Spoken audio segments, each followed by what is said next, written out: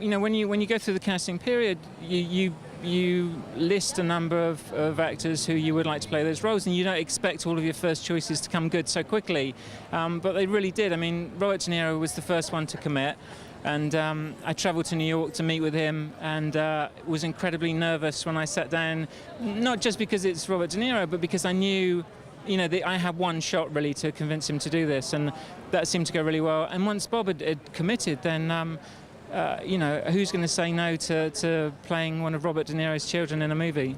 He is a father. He's a big father. He's I think got 5 kids, and I've got 3 children. And I think when you have family, very quickly you realise how complex emotionally fatherhood can be and parenthood can be. And a lot of people are relating to this movie, some with Robert De Niro's character as the father, some with the children, and they're looking at their own relationships with their parents. But a lot of people are leaving the movie saying, I've got to ring my mum, I've got to ring my dad, I've got to ring my brother. What directors have influenced you and inspired you in your work?